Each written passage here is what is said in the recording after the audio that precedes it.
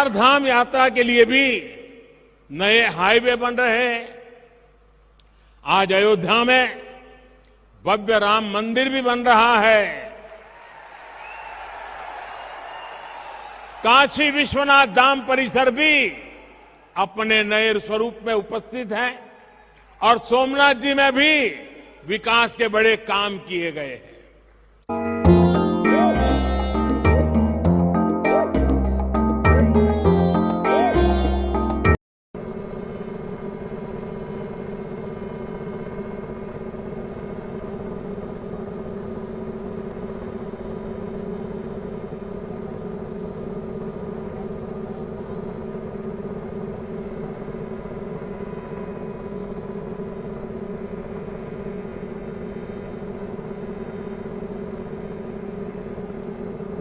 ज्ञानेश्वर माऊली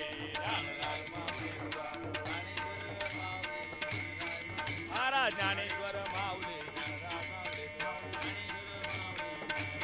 महाराज ज्ञानेश्वर। अलग अलग कालखंड, अलग अलग विभूतियां, लेकिन सबके लिए संत तुकाराम जी की वाणी और ऊर्जा उतनी ही प्रेरणादायक रही।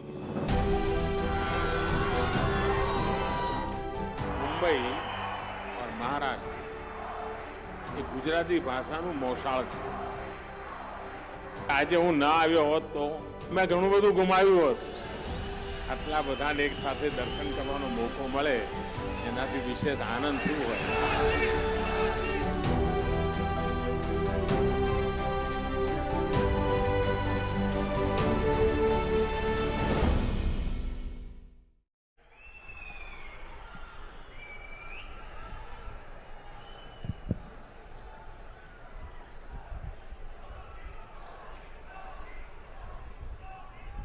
श्री विठ्ठलाय नमः।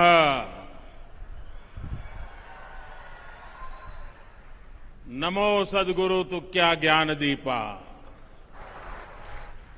नमो सद्गुरु सच्चिदानंद रूपा। नमो सद्गुरु भक्त कल्याण मूर्ति। नमो सद्गुरु भास्करा पूर्ण कीर्ति। मस्तक है पायावरी या वारकरी संताच्या। भगवान विठ्ठल और सभी वारकरी संतों के चरणों में मेरा कोटि कोटि वंदन। हमारे शास्त्रों में कहा गया है कि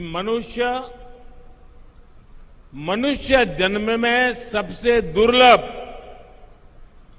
संतों का सत्संग है। संतों की कृपा अनुभूति हो गई तो ईश्वर की अनुभूति अपने आप हो जाती है। हमें गर्व है कि हम दुनिया की प्राचीनतम जीवित सभ्यताओं में से एक है।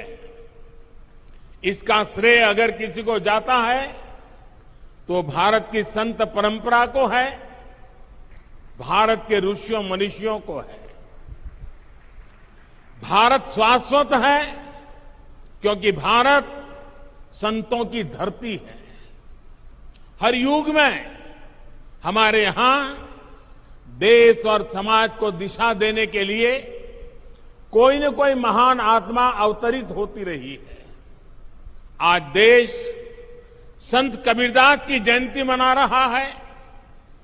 ये संत ज्ञानेश्वर महाराज, संत निवृत्तिनाथ महाराज, संत सोपन देव और बहन आदिशक्ति मुक्ताबाई जैसे संतों की समाधि का 725वां वर्ष भी है।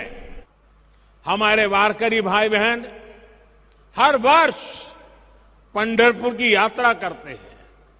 इसलिए आज देश सबका साथ, सबका विकास, सबका विश्वास, सबका प्रयास के मंत्र पर चल रहा है। सरकार की हर योजना का लाभ हर किसी को बिना भेदभाव मिल रहा है। वारकरी आंदोलन की भावनाओं को सशक्त करते हुए देश महिला सशक्तिकरण के लिए भी निरंतर प्रयास कर रहा है।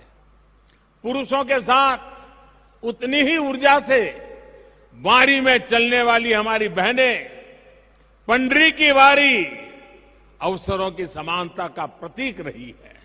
दलित, वंचित, पिछड़ा, आदिवासी, गरीब, मजदूर, इनका कल्याण आज देश की पहली प्राथमिकता है। हमारी राष्ट्रीय एकता को मजबूत करने के लिए आज ये हमारा दायित्व है कि हम अपनी प्राचीन पहचान और परंपराओं को चैतन्य रखें। इसलिए आज जब आधुनिक टेक्नोलॉजी और इंफ्रास्ट्रक्चर भारत के विकास का पर्याय बन रहे हैं, तो हमें ये सुनिश्चित कर रहे हैं कि विकास और विरासत दोनों एक साथ साथ आगे बढ़े। पूरे देश में प्रसाद योजना के तहत तीर्थ स्थानों और पर्यटन स्थलों का विकास किया जा रहा है। आज आजादी के 75वें साल में देश ने 100% लक्ष्यों को पूरा करने का संकल्प लिया है। देश गरीबों के लिए जो योजनाएं चला रहा है, उन्हें बिजली, पानी, मकान और इलाज जैसी जीवन की जीने की मौलिक जरूरतों से जोड़ रहा है। हम उन्हें 100% लोगों तक पहुंचाना है। इसी तरह देश ने पर्यावरण, जल संरक्षण और नदियों को बचाने जैसे अभियान शुरू किए हैं। अमृत महोत्सव में देश ने हर जिले में 75 अमृत सरोवर बनाने का भी संकल्प लिया है। इन अमृत सरोवरों को आप सभी संतों का आशीर्वाद मिल जाए, उनके निर्माण में आपका सहयोग मिल जाए, तो इस कार्य की गति और बढ़ जाएगी। देश इस समय प्राकृतिक खेती को भी मुहिम के रूप में आगे बढ़ा रहा है। ये प्रयास वारकरी संतों के आदर्शों से जुड़ा हुआ है। हम कैसे प्राकृतिक खेती को हर खेत तक ले जाएं, इसके लिए हमें मिलकर काम करना होगा।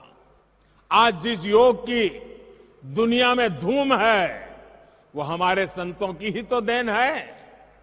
मुझे विश्वास है आप सब योग दिवस को पूरे उत्साह से मनाएंगे और देश के प्रति इन कर्तव्यों का पालन करते हुए नए भारत के सपनों को पूरा करेंगे। इसी भाव के साथ मैं मेरी वाणी को विराम देता हूं और मुझे जो अवसर दिया, जो सम्मान दिया, इसलिए आप सबका सर झुका करके अभिनंदन करता हूं, धन्यवाद करता हूं। जय जय रामकृष्ण हरि,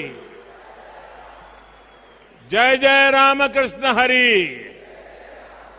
हर हर महादेव।